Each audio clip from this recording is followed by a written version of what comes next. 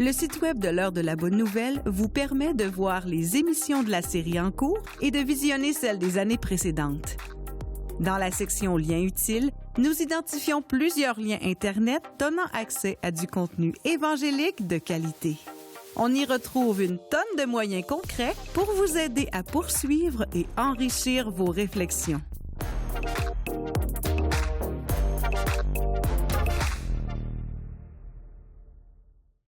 Jean-Sébastien, la capsule de Sam est un peu est pas mal bouleversante face à la mort, le sens de la vie, pourquoi je vis, pourquoi tous ces efforts pour avoir à la fin quoi, tu sais, et puis qu'est-ce qu'il y a après la mort, c'est un autre, j'allais dire, c'est une question qui tue, ça aussi, mais on veut bien parler de la mort à l'heure de la bonne nouvelle, c'est ça le thème d'aujourd'hui, si on a peur de la mort. Maintenant, le Christ, si on met le Christ dans l'équation, c'est ça qui fait toute la différence. Puis en fait, l'Heure de la Bonne Nouvelle, c'est une émission qu'on veut prêcher l'Évangile, prêcher le Christ. Puis la question que j'ai envie de te poser, c'est en quoi Jésus a-t-il vaincu la mort? C'est intéressant, hein, parce que la mort avait été mise dans le monde pour mettre un terme au mal. T'sais, imaginons un Hitler immortel ou un violeur immortel. La mort, elle est là pour mettre une fin temporaire au mal. Mais une fois qu'on est mort, on n'est pas fort. Comme le disait Jeff Lorrain, c'était mort, mort, mort, mort, mort. Tu peux pas rien faire de toi-même pour changer ça. Et c'est pour ça que Dieu vient. Dieu est venu comme un homme. C'est là que les gens regardaient ça et disent pourquoi il est venu sur Terre? Mais il vient, on dit, porter nos péchés. Il est mort à notre place.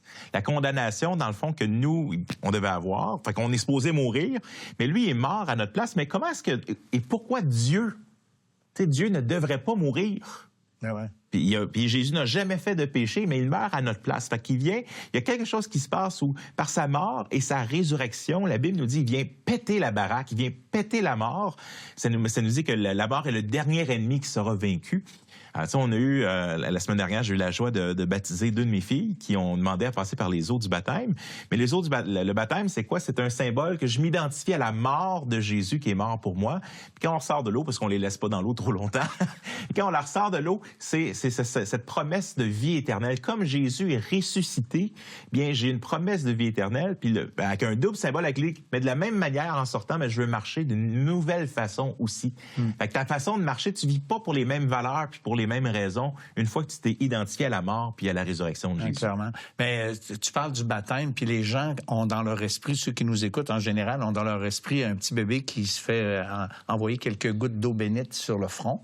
Mais le baptême chrétien, selon le Nouveau Testament, si on lit le Nouveau Testament, un baptême par aspersion, ça n'existe pas. C'est toujours un baptême par immersion, justement aussi qu'on est calé dans l'eau, comme tu as bien dit, identifié avec la mort et ressuscité. Mais le baptême en tant que tel, j'aimerais ça qu'on le précise, ne donne rien de plus. C'est un geste d'obéissance. Ça sauve personne et puis les gens peuvent être sauvés sans être baptisés, mais j'aime à dire que c'est le premier geste d'obéissance que le Christ demande à ceux qui ont décidé de le suivre et de lui obéir.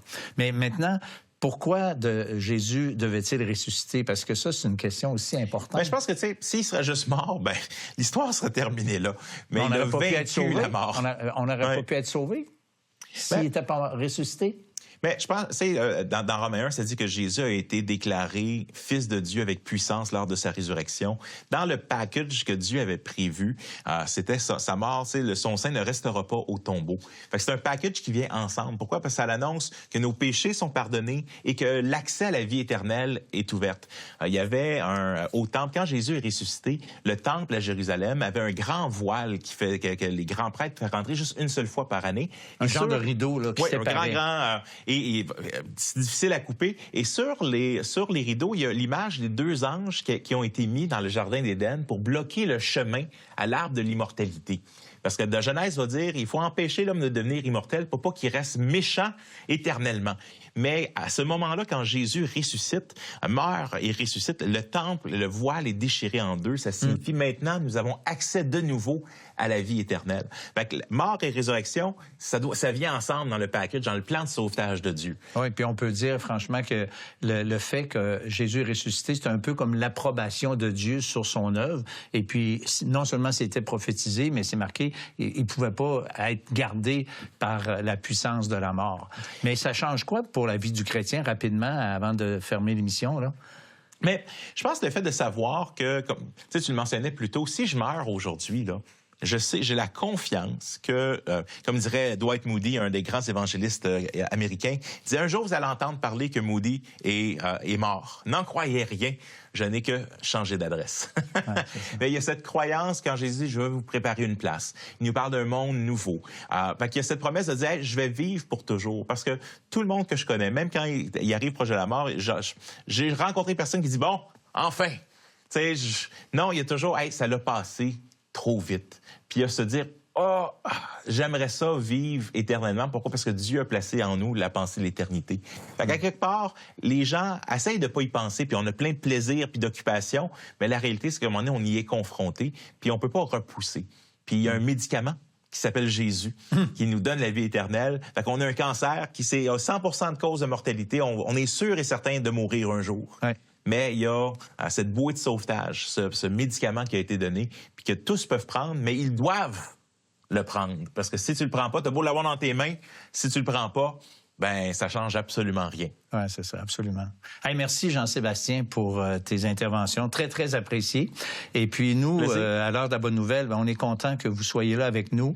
On vous encourage à lire la Bible, le texte de Luc, chapitre 16, entre autres, qui parle de la mort d'une façon très, très, très particulière.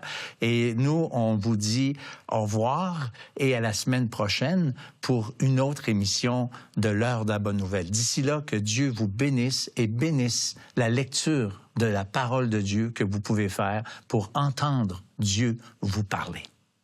Jésus, il sait que ça s'en vient, la tempête, personne d'autre. C'est lui qui est mis un peu dans ce pétrin-là. Jésus dort.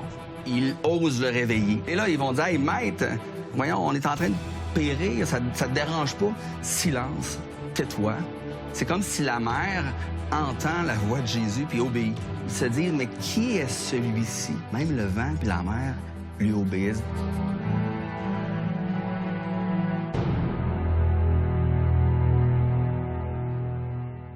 L'heure de la bonne nouvelle, en collaboration avec le Messager chrétien, vous offre gratuitement le livre de réflexion quotidienne La Bonne Semence. Pour en recevoir un exemplaire, écrivez-nous à l'heure de la bonne nouvelle, casier postal 33012, comptoir postal Thibault, Trois-Rivières, Québec. G8T 9T8.